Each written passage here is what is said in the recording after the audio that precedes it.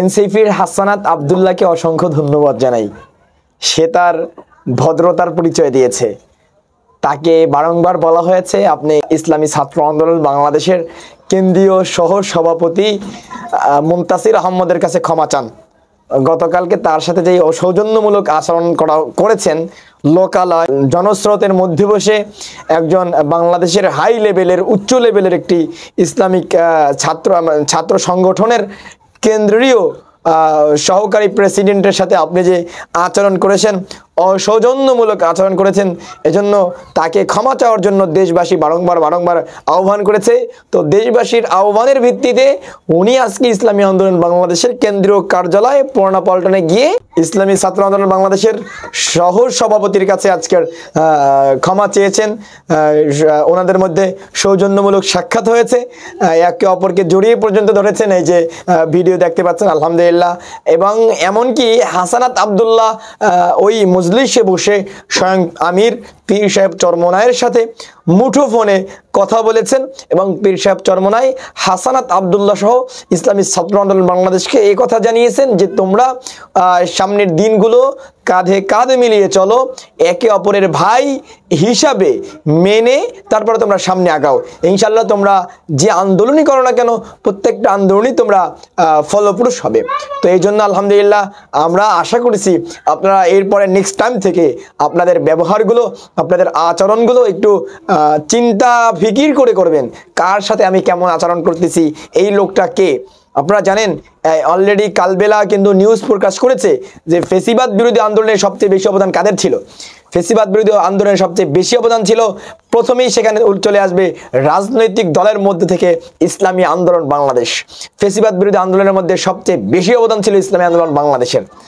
তারা সেই প্রথম দিন যেদিন হাসানাত আব্দুল্লাহ লোকদেরকে ডেকেছিল, মানুষদেরকে আহ্বান করেছিল আসো আওয়ামী লীগকে নিষিদ্ধ করতে হবে, সাথে সাথে ইসলামী আন্দোলন বাংলাদেশের এক যা কর্মী ঝাঁপিয়ে পড়েছিল শাহবাগে, ঝাঁপিয়ে পড়েছিল নয়াপল্টনে। তারই ভিত্তিতে আওয়ামী লীগ এই ফেসিস্ট লীগ বাংলাদেশ থেকে নিক্ষিপ্ত হয়েছে এবং ফেসিস্ট লীগকে সারা জীবনের জন্য বাংলাদেশ থেকে নিষিদ্ধকরণ করা হয়েছে আলহামদুলিল্লাহ। এজন্য শুধু হাসানাত আব্দুল্লাহ নয়, বরং সার্জিস আলম সহ যারা আর কি আমাদের অবদান স্বীকার করে, আমাদের হুজুরদের অবদান স্বীকার করে, আমাদের ওলামায়ে কেরামদের অবদান স্বীকার করে, তাদেরকে আমি উদাত্ত আহ্বান জানাবো আপনারা নেক্সট টাইম থেকে ইসলামী ছাত্র আন্দোলন বাংলাদেশকে নিয়ে সামনে আগাবেন। আপনাদের যে কোনো কর্মসূচি ঘোষণার আগে ইসলামী ছাত্র আন্দোলন বাংলাদেশের ঊর্ধ্বতন নেতাকর্মীদের সাথে, কেন্দ্রীয় পর্যায়ের লিডারদের সাথে যোগাযোগ ব্যবস্থা ঠিক রেখে আপনারা আপনাদের সামনের কর্মসূচিগুলো ব্যক্ত করবেন। এতে আশা করি আপনাদের কর্মসূচি যদি একটু দুর্বল হোক না কেন আরও শক্তিশালী হবে।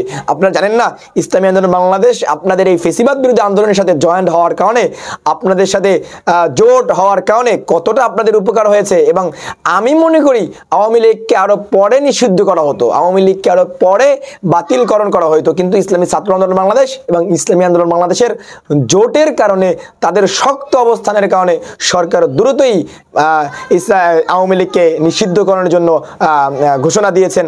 আবার আমরা দেখতে পাচ্ছি এদিকে আবার আমাদের ওর নামটা আমার মুখে নিতে খুব লজ্জা করে। এই যে মুনাফিক বাংলাদেশের মানুষ অলরেডি বুঝে গেছে, এই যে মুনাফিক সেটা বাংলাদেশের মানুষ অলরেডি বুঝে গেছে। নামটা তো বলতে হবে না, আমাদের আসিফ নজরুল সাহেব। এই মুনাফিক এরে কিন্তু বাংলাদেশের মানুষ অলরেডি চিনে ফেলছে। এই মুনাফিক রাষ্ট্রপতিকে বাংলাদেশ থেকে পালিয়ে যাওয়ার জন্য হেল্প করেছে। এই মুনাফিক, এটা ভালো করে চিনে রাখিয়েন। নাম্বার 1। নাম্বার 2 কথা হচ্ছে এই যে মুনাফিক, এই মুনাফিক গতকাল কি বলল যে যদি রাষ্ট্রের ঊর্ধ্বতন কোনো কি বলে কর্মখাতে ক্ষেত্রে কাউকে পদার্পণ করা হয় কিংবা কাউকে জায়গা দেওয়া হয়, সেক্ষেত্রে নাকি জামাত, বিএনপি এবং নাহিদদের দলকে জায়গা দেওয়া হবে। নাহিদদের দলকে নাকি সবকিছুতে অগ্রাধিকার বেশি দেওয়া হবে, জামাতকে নাকি সবচেয়ে অগ্রাধিকার বেশি দেওয়া হবে, বিএনপিকে নাকি সবচেয়ে বেশি অগ্রাধিকার দেওয়া হবে।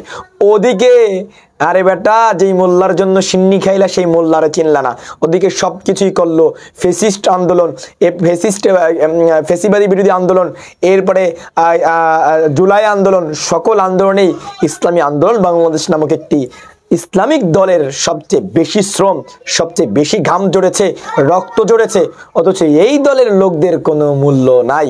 তারা নাকি সামনে দেশের বিষয়ে নাক গলাতে পারবে না।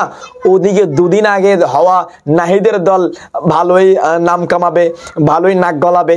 এরপরে জামাত, যারা বিশেষ করে অধিকাংশ ক্ষেত্রে মুনাফেকের ভূমিকায় অবতীর্ণ করে, তারা নাকি দেশের সব কিছুতে বেশি অগ্রাধিকার পাবে। বলেন দুঃখ বলবো কার কাছে? সকলকে বোঝার তৌফিক দান করুক। আসসালামু আলাইকুম।